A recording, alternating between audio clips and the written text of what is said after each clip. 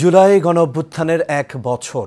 সরকারি চাকরিতে কোটা বাতিলের পরিপত্র পুনর্বহালের দাবিতে বৈষম্য বিরোধী ছাত্র আন্দোলন দানা বাঁধে গত বছরের এই জুলাইয়ে।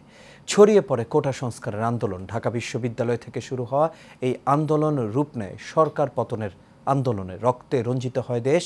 সেই আন্দোলনে দেশ ছেড়ে পালাতে বাধ্য হন তৎকালীন প্রধানমন্ত্রী শেখ হাসিনা। শুরু হয় এক নতুন বাংলাদেশের যাত্রা।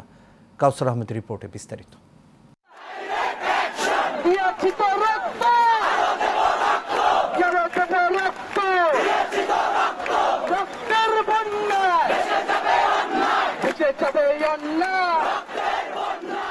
সালে ঢাকা বিশ্ববিদ্যালয়কে কেন্দ্র করে শুরু হয় এই আন্দোলন।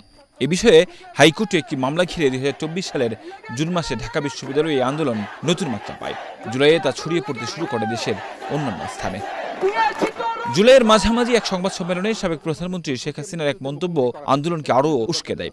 ঢাকা বিশ্ববিদ্যালয় থেকে শুরু হয় আন্দোলন এক পর্যায়ে টেনে নিয়ে যায় বেসরকারি বিশ্ববিদ্যালয়ে পড়ুয়ারাও।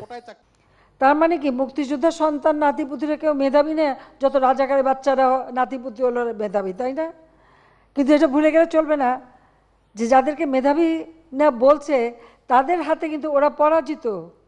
ছাত্রদের লক্ষ্য করে আইনশৃঙ্খলা বাহিনীর নির্বিচারে গুলির মুখে এই আন্দোলনে যুক্ত হন বিভিন্ন রাজনৈতিক দলের কর্মী, মাদ্রাসার ছাত্র, শিক্ষক, শ্রমিক, এমনকি চাকরিজীবীরাও। আন্দোলন রূপ নেয় এক দফায় শেখ হাসিনা সরকারের পদত্যাগ।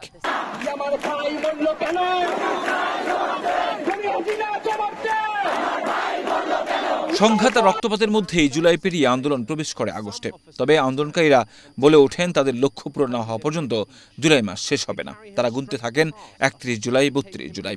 হাজার খানেক ছাত্র জনতার প্রাণ ঝরে যায়, আহত হন আরও কয়েক হাজার মানুষ। অবশেষে জুলাই মাস শেষ হয় ৩৬ দিনে। ১৫ বছর ধরে বাংলাদেশের শাসন ক্ষমতায় থাকা শেখ হাসিনা ৫ আগস্ট দেশ ছেড়ে পালাতে বাধ্য হন। সূচনা হয় নতুন বাংলাদেশের। সেই স্বপ্নই এখন সবার চোখে মুখে। কাউসার আহমেদ, এশিয়ান টেলিভিশন, ঢাকা।